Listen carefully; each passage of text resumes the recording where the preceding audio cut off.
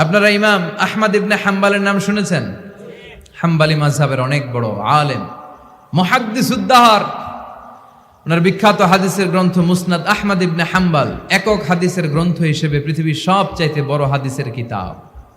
প্রায় 40,000-এর মতো হাদিসের কম্পাইলেশন আছে এখানে। সুবহানাল্লাহ পড়ে।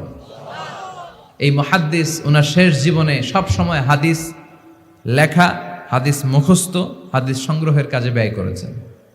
লম্বা লম্বা সফর করতেন, দেশ থেকে দেশ, দেশান্তরে, এক দেশ থেকে আরেক দেশে তিনি সফরে যেতেন। ওনার সফরের ঘটনায় পাওয়া যায় উনি এক শীতের সিজনে হাদিস সংগ্রহের কাজে সফরে বেরিয়েছেন। প্রচন্ড শীত। উনি এক মসজিদে ঢুকে মাগরিবের নামাজ পড়লেন, এশার সালাত আদায় করলেন।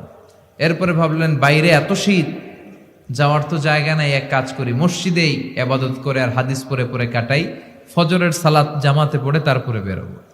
উনি ব্যাগ থেকে কাঁথা বের করে হাদিসের কিতাব নিয়ে পড়তে লাগলেন। কিন্তু মসজিদের দারোয়ান এসে বলে, উখরুজ মিনাল মসজিদ ইয়া শেখ, এই বুড়া মসজিদ থেকে বেরো। চিনে নাই, উনি যে এত বড় আলেমে দ্বীন মুহাদ্দিস, চিনতে পারে নাই। ইমাম আহমদ ইবনে হাম্বাল বললেন, বাবা বাইরে শীত, আমি কই যাব? আমি মুসাফির মানুষ, আমি এই মসজিদে ফজরের সালাতও পড়বো, জামাতে পড়ে তারপরে বেরোবো, রাতটা আমারে থাকতে দাও। মসজিদের দারোয়ান বলে, না মসজিদে থাকা যাবে না, বের হন। ভালো কথায় বের না হইলে ঘাড় ধাক্কা দিয়ে বের করে দেব। কি আর করা, উনি ব্যাগ নিয়ে বের হয়ে গেলেন। শীতে কাঁপছেন। হাঁটতে হাঁটতে হাঁটতে হাঁটতে বাইরে দেখলেন যে একটা বাজার, ওই বাজারে এক যুবক রুটি বানায়, সাজ রুটি বিক্রেতা যুবক। তিনি রুটি বিক্রেতার কাছে যেয়ে সালাম দিলেন, আসসালামু আলাইকুম। যুবক বলে, ওয়া আলাইকুম আসসালাম।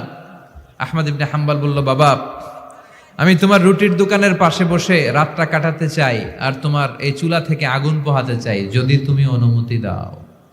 যুবক বলে, আহলান ওয়া সাহলান ওয়া মারহাবান বিক ইয়া শেখ, আসেন বসেন, কোনো সমস্যা নাই। আপনি চুলা থেকে আগুন পোহাবেন, এতে আমার ক্ষতি কি? আলহামদুলিল্লাহ পড়েন। আহমদ ইবনে হাম্বাল খুশি হয়ে গেলেন। উনি বসলেন, উনি তাপ নিচ্ছেন, আগুন পোহাচ্ছেন, আর দেখতে পাচ্ছেন যুবকটা বারবার পড়ছে আস্তাগফিরুল্লাহ। যুবকটা বারবার কি পড়ছে? আস্তাগফিরুল্লাহ। রুটি বানায় আর পড়ে আস্তাগফিরুল্লাহ। রুটি চুলায় দেয়, পড়ে আস্তাগফিরুল্লাহ। কেউ রুটি কিনতে আসলে তার কাছে রুটি তুলে দেয়, পড়ে আস্তাগফিরুল্লাহ।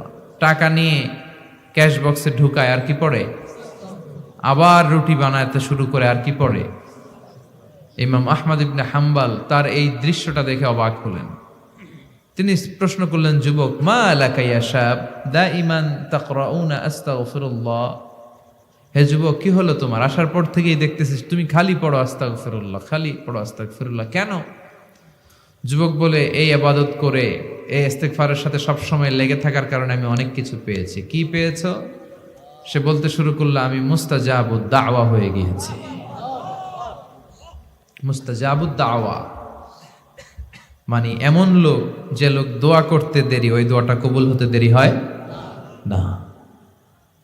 ইমাম আহমদ ইবনে হাম্বাল অবাক হলেন। ফাতাআজ্জাবা আহমদ ইবনে হাম্বাল ওয়া ক্বাল, আনতা মুস্তাজাবুদ দাওয়া। অবাক হলেন আর বললেন, বলো কি, তুমি মুস্তাজাবুদ দাওয়া? তুমি জীবনে যা দোয়া করেছো সব কবুল হয়েছে? যুবক বলে, হ্যাঁ, আমি জীবনে যত দোয়া করেছি সব দোয়া কবুল হয়েছে, একটা দোয়া ছাড়া। শুধু একটা দোয়া কবুল হয় না, বাকি সব দোয়া চাওয়া মাত্রই কবুল করে নিয়েছে কে? এবার আহমদ ইবনে হাম্বালের কিউরিসিটি আরো বেড়ে গেল। আহমদ ইবনে হাম্বাল বললেন, বলো কি, সব দোয়া কবুল, আবার একটা দোয়া কবুল হয় নাই, এটা কোন দোয়া রে বাবা? এবার যুবক বলতে শুরু করলো, আমি আল্লাহর কাছে খুব চেয়েছি যে আল্লাহ, শুনেছি এই জামানার সবচেয়ে বড় মুহাদ্দিসের নাম নাকি আহমদ ইবনে হাম্বাল। আল্লাহ, আমি মরার আগে ওনার সাথে একবার দেখা করে মরতে চাই। আমি ওনার হাতে হাত রেখে ওনার কাছে বায়াত হতে চাই, ওনার সাথে মুসাফা করতে চাই, আর ওনার কপালে একটা চুমু দিতে চাই।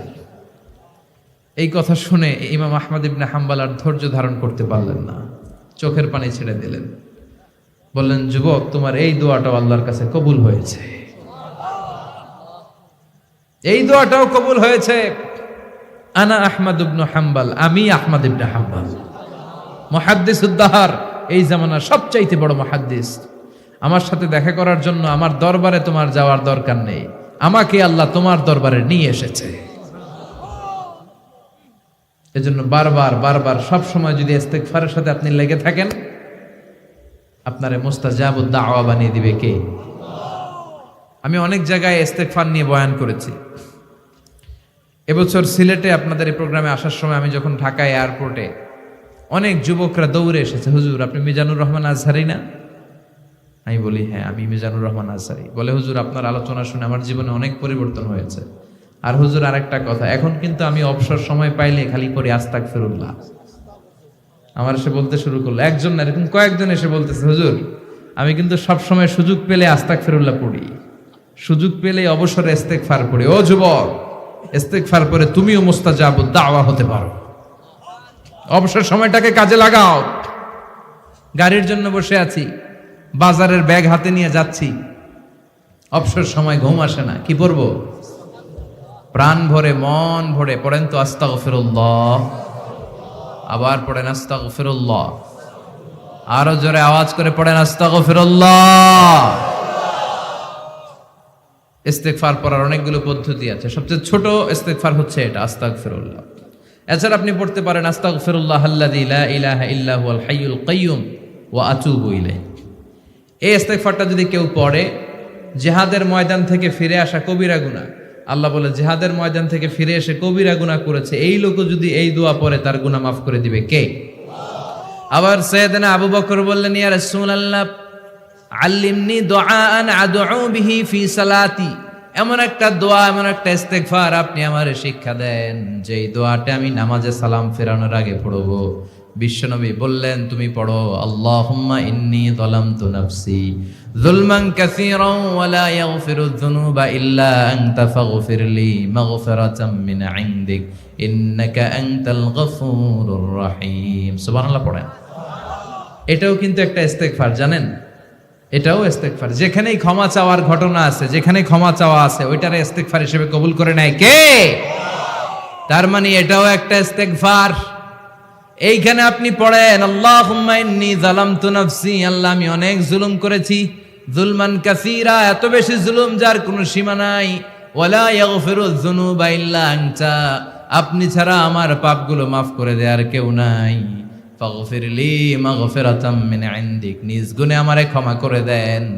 ইন্নাকা আনতাল গফুরুর রহিম, আপনি ক্ষমাশীল, আপনি মেহেরবান। ঠিক কি না?